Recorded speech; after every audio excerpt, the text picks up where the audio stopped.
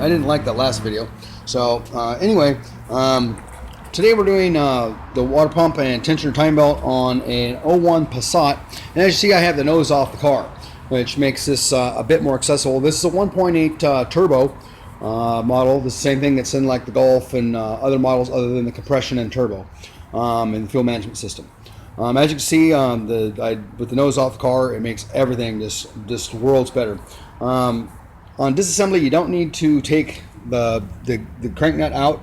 A lot of people do, and what ends up happening is, unless you're replacing the rear main seal, the front main seal, essentially what will happen is this can come loose later due to vibration, and it'll be a problem for you. When replacing timing components, be sure to replace the tensioner, the idler, which, as you see, Donnie Do-It-Yourselfer didn't. What happened with this car was Donnie Do-It-Yourselfer decided to do this at home. He actually did a good job and did manage to do it without setting the check engine light. And if these time marks aren't set up correctly, what will happen is it will set a service light for cam position sensor or crank sensor, which means you have to take the whole car apart and do it again. He didn't replace the water pump, and as you can see, it leaked for a substantial amount of time before it was actually replaced, probably 1 to 2 months based on what I'm seeing. Essentially, the front is fairly unitized. There are 3 T45 Torx bolts and a second one on this side and this side, bringing the total to 8 screws, and they look like these guys. T45, pretty simple, pretty straightforward. All these other bolts all came out of either the front mount, which is here, and this aluminum cover here. This bolts to the front of the engine. Here, you don't necessarily have to take it off. I just took it off for posterity's sake because it was easier to get everything out. And I see it's just a vibration dampener. And see, this one is worn out, so we're probably going to be replacing that. There are the bumper cover. There are 4 screws like these under the grill. Okay, to get the grill out is kind of a pain. You'll need a fine screwdriver. You'll need to go down through the bumper cover hole, as they have little fancy little clips at the bottom. That's what I call a 1-ear clip. And if you look, let me get a bit of light here. You see how this clip is set up? So you have to take a fine screwdriver, reach around the front of it, and pull this ear back in order to release it. If you don't, you'll tear it off the bumper, off the grill, and ruin it.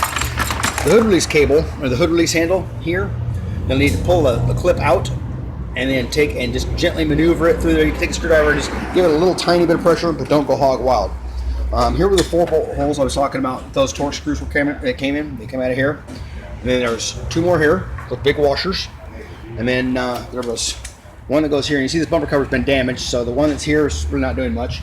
And the same with this one on this side. There are also the little straight head twist screws that you hold the undercover on. Make sure you unplug the fog lights. Okay, the fog lights come off as a unit, and your marker lights.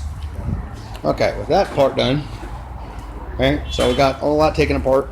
There's also, to get the front off of the car, there's the cooling fan wiring, there is the AC wiring, okay, and then there's also another harness here, this one, for the sub harness for the ambient air temperature, grounding, lighting, etc., horn, and AC. So if you miss any one of these plugging them in and it doesn't work, then that's what's going on. So as you see, I left the nose attached somewhat to the car via the AC lines because I didn't want to discharge the AC. That way it saves a little money for the customer and saves me a little time and headache in case of a seal leak later where I don't have to do it 4 times in a row. Let's see, did I miss anything? The hydraulic tensioner will need to come off the car. As you see, it's a hydraulic type. So it'll need pressed back in, and there's a hole right back here in the back that slides through the slot that locks it in place.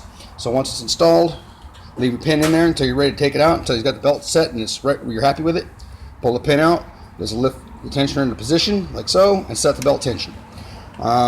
This car, you can't really over tighten the belt, so don't, once you have the belt tension set, rotate the engine over by hand at least 3 times to be sure your time marks are correct. Again, if you do not set the time marks up on this correctly, you will have a service engine light, and you'll be doing this 2 or 3 times. The car will run poorly, it won't idle, the idle too fast, it'll set up things like MAF, engine performance, too rich, etc., etc., etc. It goes on and on and on, which can be a real headache for somebody that's just trying to get by and get their car fixed. Essentially, this has a 90,000 mile service interval. You see these are round teeth. the square tooth are 60,000 miles. At the 90,000 service interval, be sure to replace the tensioner, the idler, and this customer didn't particularly want to, but I would have recommended a cam seal. You can see the cam seal is a little wet back there, which is generally indicative of, as you can see, it's been leaking oil for a while. It's generally a good idea. You're already here, and it's just cheap insurance. The seals are about between $21 and $32, depending on your supplier. That's excluding tax, of course, depending on whether you're in a tax state. There it is. I mean, most of the connections on this, you can see, were pretty straightforward.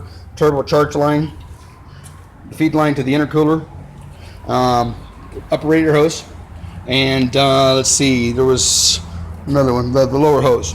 Be sure that when you put this connection back on, if you have this style connector, top and bottom, be sure to lubricate this seal with some lubriplate or some real light, like white lithium grease, because otherwise what will happen is if the two are dry, as they pass over each other, it'll tear the seal.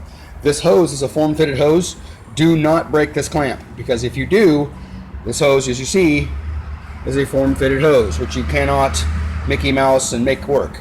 So essentially, you see, it's I think $241. So yeah, you definitely want to be careful. This is again 01 Passat 1.8 turbo, intercooled. So as you see, it's pretty straightforward. It's not anything you aren't going to be able to do yourself. 10mm, 13, T45, 4mm, 6mm, and 8mm Allen. There's what you'll need in order to complete this job, start to finish, and 13mm, I think. So there it is, and I hope that was helpful for you. As I start putting the car back together, I'll take some more footage and let you hear the finished product. All right, thanks guys, have a great day.